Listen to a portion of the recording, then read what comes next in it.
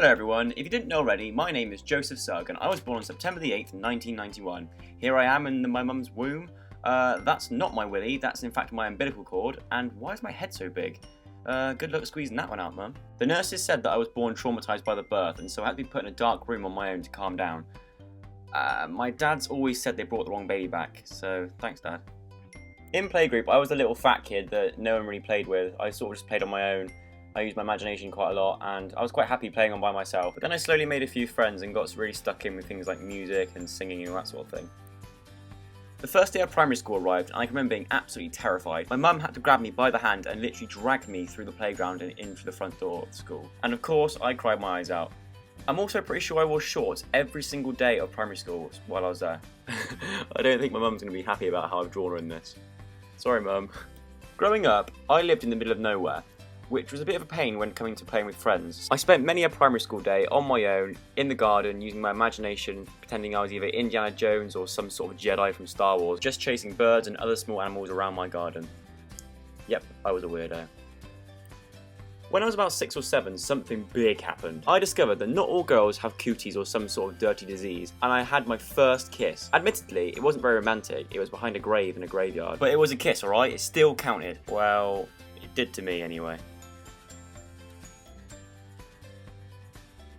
I made the worst possible start to secondary school by getting on the wrong bus.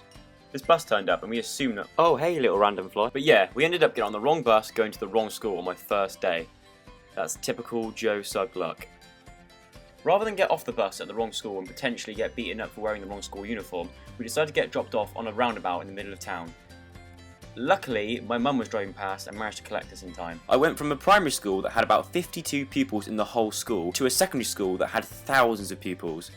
This was a massive shock to the system. I loved every second of it, but there was one subject that I really disliked, and that was swimming. I couldn't stand it. I had literally no confidence in the water at all and I was petrified to swim near anyone else. One year, me, my sister, my mum and my dad went on a family holiday to a place called the Maldives. I'm sorry, but that's the best draw of my life playing on YouTube. On this holiday, I still struggled to swim, but one day a local taught me how to snorkel, which really boosted my confidence in the water, and I even got to swim with things like turtles, massive fish, SpongeBob. Well, maybe not SpongeBob. I wish. One day, I met a boy called Ben. He played rugby for the school and the town. I was a big fan of rugby, so I decided to join both teams as well. I used to absolutely love it, but it got to the stage where everyone sort of grew massive, but I remained tiny, so I decided to give it up before I got crushed. But I met all my best friends through rugby, so I never regret it. After school, I decided that I wanted to become a full-time roof thatcher, and that is what I wanted to do with my life. But before that, I decided that I'd do 2 years of sixth form just to get my A-levels as a backup, just in case. Because you never know when you're going to need an A-level. And I'm glad I made that decision because sixth form was the 2 best years of my life. I even won an award for having the hottest mum in sixth form. That's gone on the CV. Because I was born in September, it means that I turned 18 before all the rest of my friends, so I could finally go on nights out in nightclubs. But the only problem was, I still looked about 7 years old, so I was always petrified to hand my ID to bouncers. I was always worried they'd think I'd look about 12. After sixth form, me and 11 other friends went on a lads holiday to Zante in Greece. It was an amazing week and we all had such a laugh. We even hired a speedboat out in the sea and saw turtles and oh go away SpongeBob, you're not part of my life. But yeah, I don't think I've ever laughed so much in 1 week. I came back from Zante and started my apprenticeship as a roof thatcher. But then, inconveniently, 2 of my best friends, Tom and Lewis, decided that it'd be a good idea to travel the world for 3 months. And of course I wanted to go. And then the next thing you know, I'm on a plane headed across the world. Without doubt, 3 of the best months of my life. I did things like jump out of a plane, ride an elephant through a rainforest, and even hired a camper van out for a month with my 2 best mates and drove around New Zealand. This whole experience was a real eye-opener, and I feel like it helped me grow up a lot. I must have grown a pair of balls along the way as well, because I did a bungee jump and that's blimmin' scary.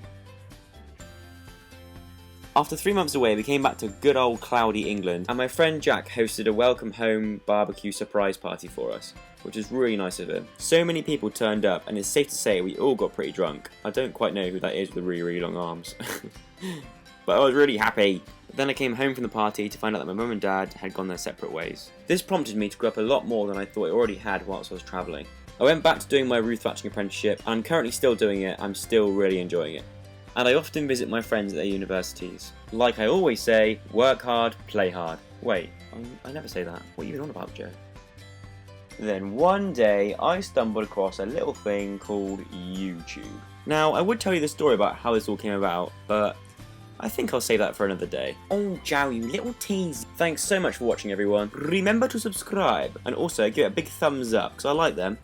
Thank you so much for watching. Goodbye. Oh, what an ugly face. Gross.